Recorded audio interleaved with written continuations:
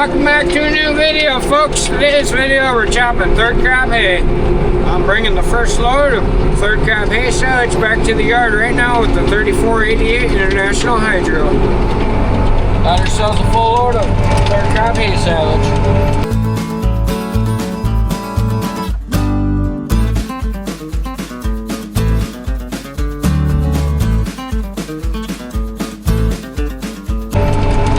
Hay got rained on yesterday, so we're chopping it today now. I'm gonna bring it home, drop this wagon in the yard, and I'll grab the other wagon. This stuff is gonna go in a silage bag for the heifers for feed this winter. We're gonna mix this with the silage that we chopped here for the heifers. We'll mix it with that. We'll put this bag right alongside of it. Right alongside with the hay bales there, the wire wrap hay bales, and then it'll make nice feed for the heifers this winter. We were going to use corn silage, but it decided to rain, so we ain't going to get third crop baled this year. We're really low on bales really for third crop. Last year we had third crop hay bales made. We're down to 100 big square bales, but it should be enough to get us till fourth crop, and we're going to big square bale the whole fourth crop and hopefully get at least 200 to 240 big square bales off of 60 acres. So that's what we're up to today, is chopping third crop hay. Let's take this wagon home. Bringing this load home at 11 miles an hour, full throttle. You gotta have the throttle wound up for this guy to make the hills. Can't go very fast either because the hydrostand takes so much power to pull the loads. So once you get over the hill, you gotta actually slow down the throttle so you don't push the engine RPM too high. And you gotta pull back the hydrostand too because it likes to free roll just like your power shift. Not as bad as the power shift though. In the tractor now, we're chopping some third crop hay. We got the bagger all set up. My dad raked all this hay because it got rained on yesterday, so all the water in the hay was super juicy when we put the first load in the bagger. So I'm chopping the fourth load of third crop hay silage now. We chopped 3 loads and they were juicy. Now after my dad raked it, it's been about an hour or so. Now I'm scooping it up and gonna see how wet it is now still.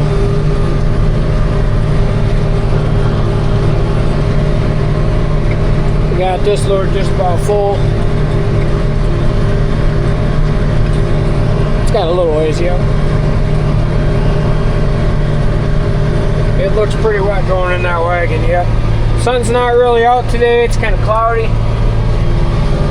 So it's not drying very good. That's what we're up to today, folks, chopping hay. It's probably going to get chopped on the wet side. Even though we don't really want to chop it on the wet side, it's probably going to get chopped on the wet side because more rain coming tonight. We got to get this crop off.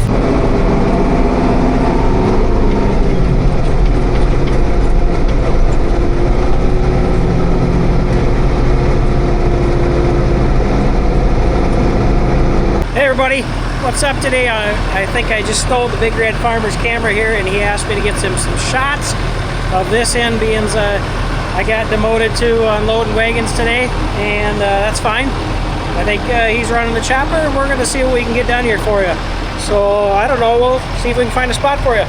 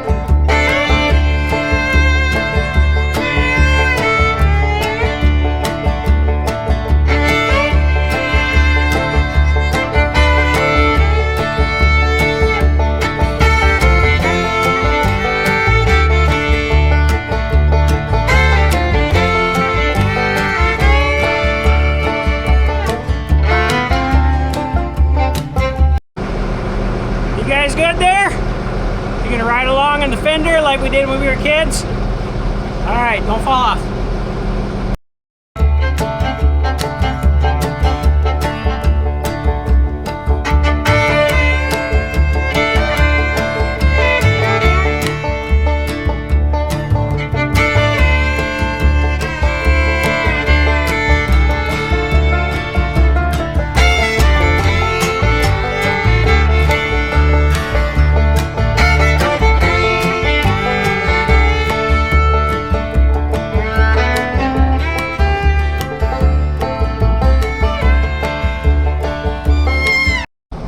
Don't you guys know it's hot out here?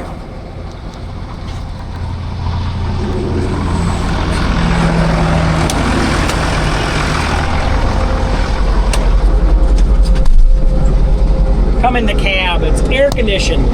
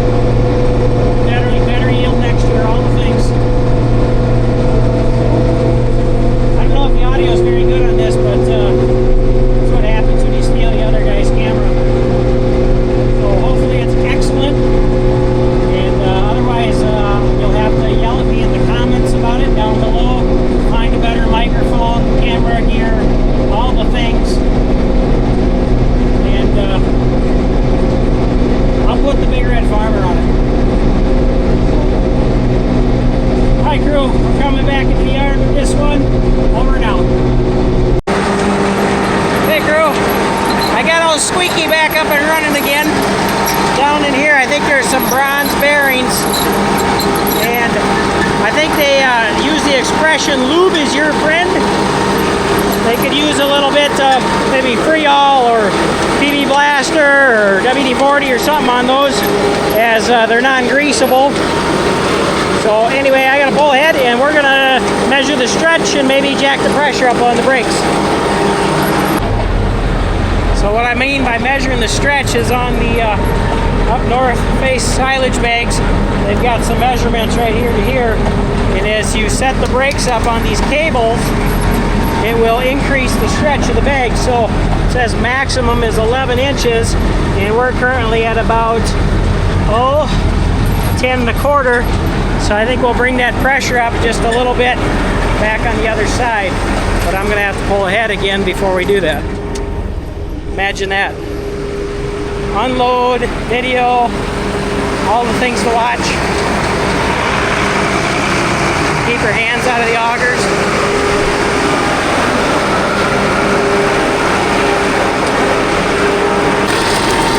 We're under 1,000 right now. We're gonna bring that up a little higher.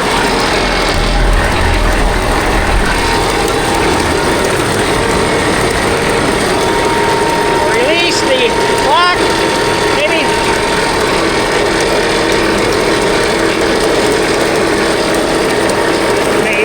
There we go. Bring that pressure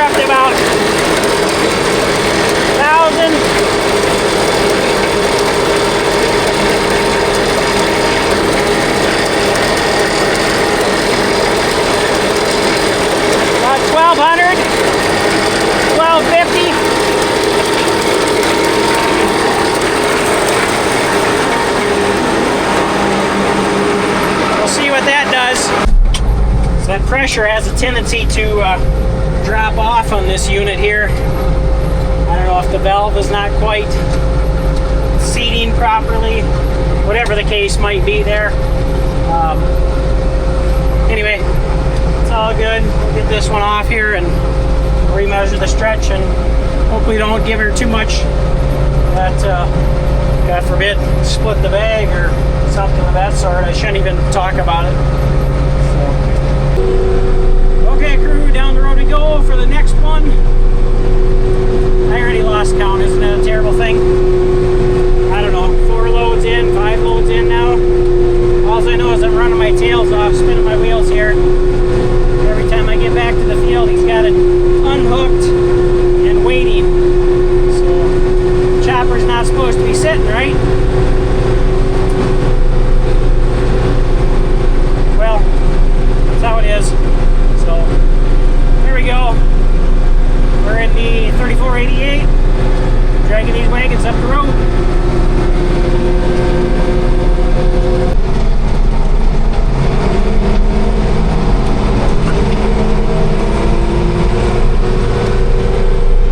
You guys should look up the history of this tractor, this 3488. I don't know exactly how many of them were made, but it seems to be a real interesting tractor to me, with the hydro, and it's got the, I think they called it a western interior. You guys can correct me if I'm wrong, but I'll show you a glimpse of it here. It's starting to fail in some spots, but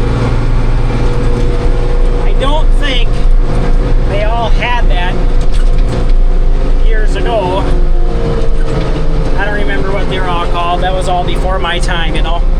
But anyway, here we go, back into the field. I fully expect that he is loaded and waiting. Let's see what we got going. Maybe he'll want his camera back.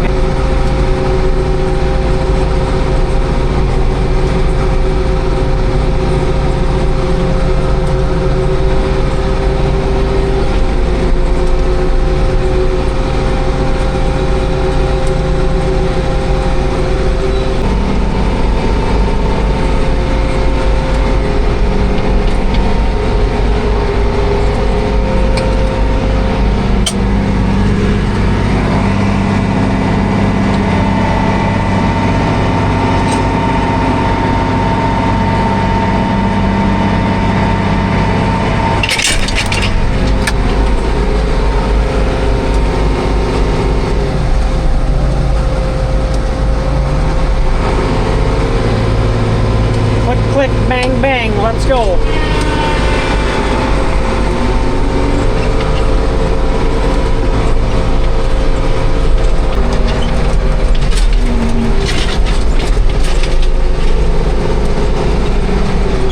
It's kind of a two-handed tractor or three-handed tractor to drive with a camera. One on your throttle, one on the hydro. Steer with your knee. I don't know. Hold the camera with your third hand, fourth hand, something like that.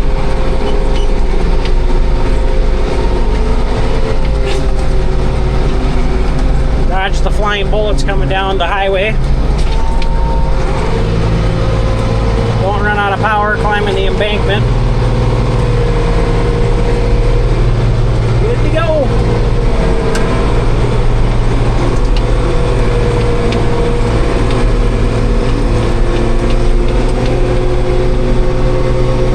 Hydro kind of whines a little bit pulling up that.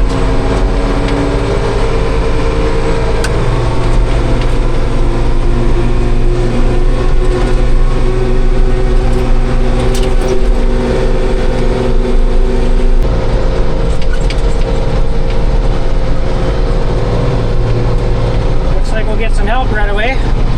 Maxim's hooked up. Just needing an operator. Like the cows are going out to pasture, so we should have another operator shortly, or at least until milking time.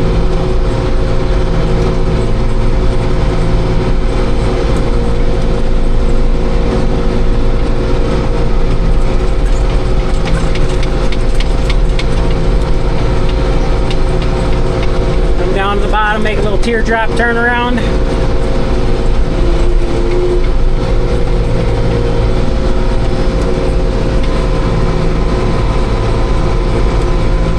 cows seem kind of dirty today. It'd be good for them to go down to the creek and take a bath. Cool down anyway, it's pretty hot today. A lot of times they like to stay in the barn anyway because the fans are on. But it's good exercise as well to get them out.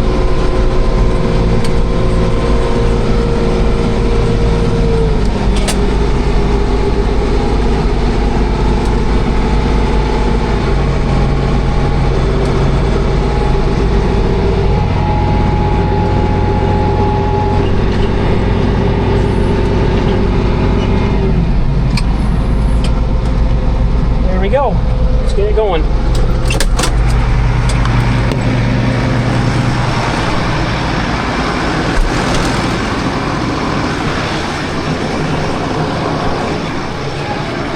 Up in the 150. Shouldn't bypass the safety of the feed bag, but it works.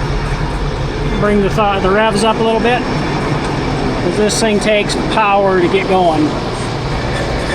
Alright, it's turning now. We'll bring it up to 1,000.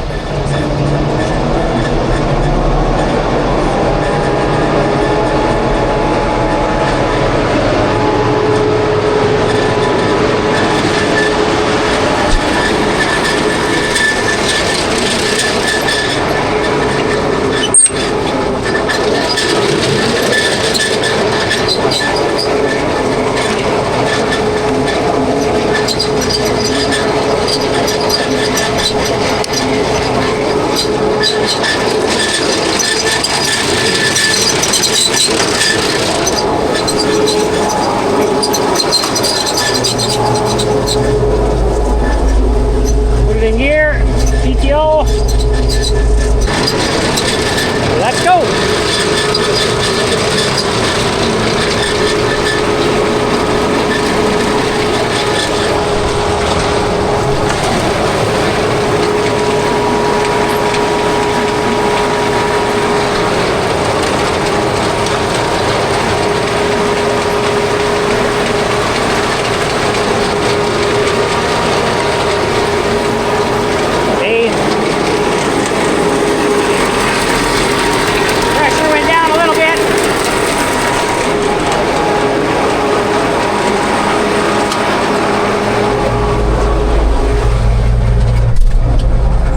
More and get the hopper cleared out, and it is time to pull ahead.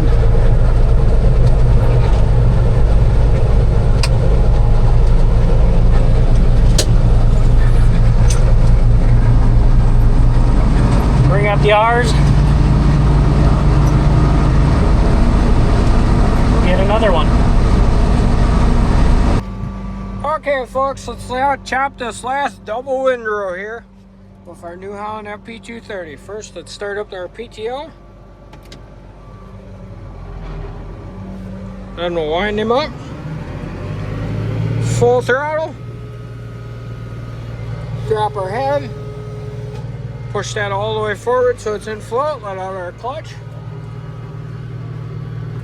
Let's see if I can catch all this. If I don't, I'll get it when I come back.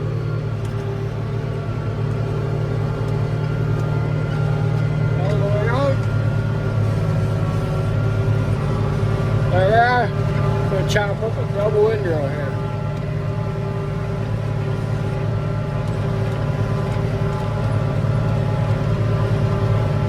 I'll move our spout a little towards the middle farther. Actually, I'm going 6th gear, 3.7 mile an hour, and that's still too fast. 3.4 it looks like. 3.4 mile an hour when you chop a double windrow. There's a lot of crop here. 5th gear of an 8920 boxcar Magnum. 180 horsepower track.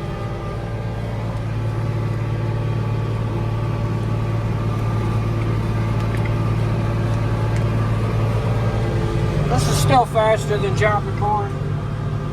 Chopping corn, you'd be going 4th gear or 3rd gear. You'd be going pretty slow.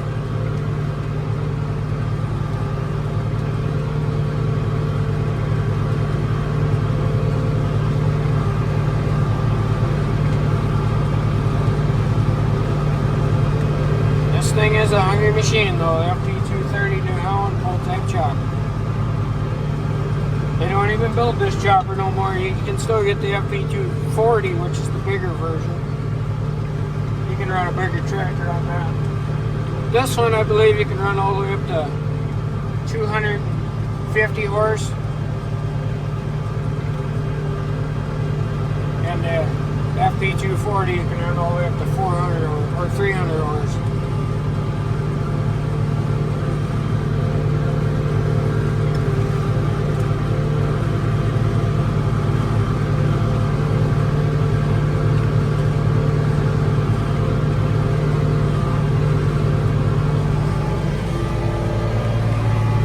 Then once I get down here, I'll jog over to the single windrow and chop that, and then I'll just turn around and come back and finish the double windrow. For whatever reason, folks, the hay started wrapping around the end of the auger here. I don't know why, but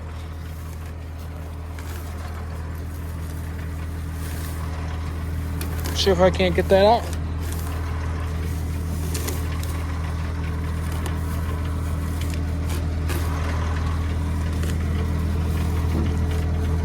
Ooh, that stuff's wedged in there. Might need a knife and cut that. There we go, folks. I got that hay wad out of the chopper there, so I'll hop back in the tractor and get back to chopping. Finishing up chopping the single windrow here.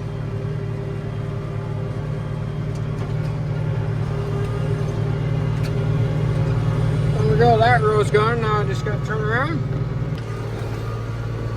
There we go, folks. I got turned around.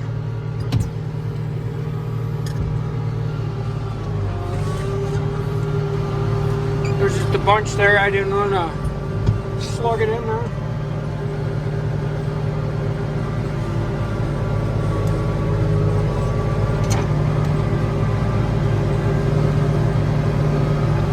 There we are. Finish up this last row.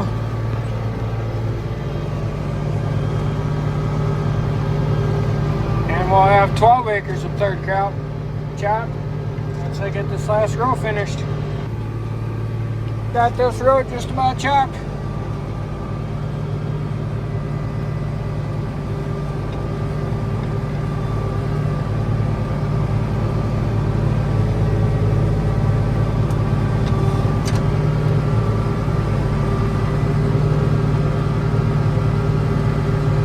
Just like that, folks.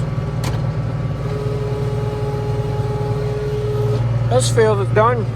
Pull back the throttle, shut off our PTO, fold up the chopper, and let's head her to the other end of the field and unhook this wagon. Drive over to the other end of the field, drop the wagon, and head to the next field with the chopper. Tractor guy will come out and get the chopper box and go unload it and put it in the bagger. There's definitely one thing I will say about the silage bagger and the hydro. It is so slick. Be able to just creep ahead versus the magnums or the boxcar magnums. Bump it into gear, bump it out, bump it into gear, bump it out. Jerks around. Overshoot, undershoot. Maybe I'm just complaining, but it's all good.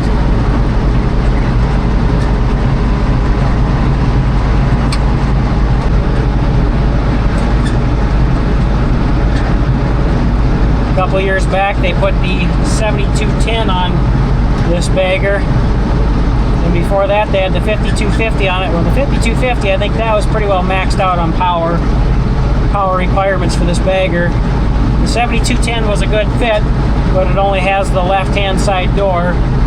So the 150 it is as of right now, and that second door seems to be the what do they say, the cat's meow, the golden ticket. It's got pretty decent power to run it.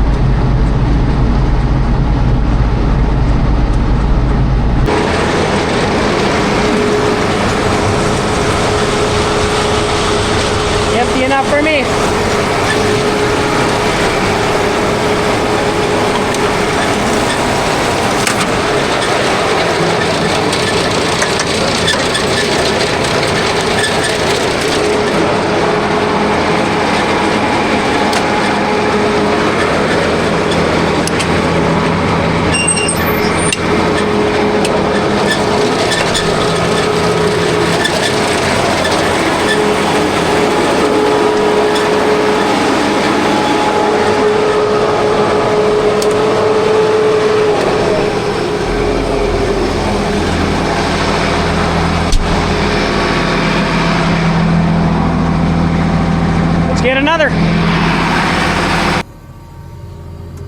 unhook this wagon.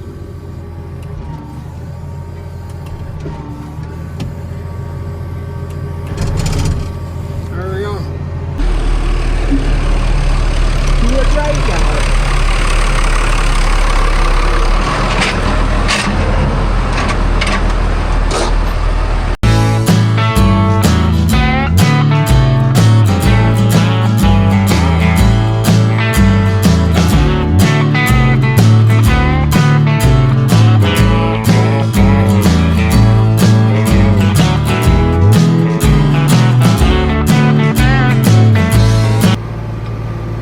In the next field, folks, chopping last year's new seeding now. I got the end rows off this field now. Now I'm chopping the rows.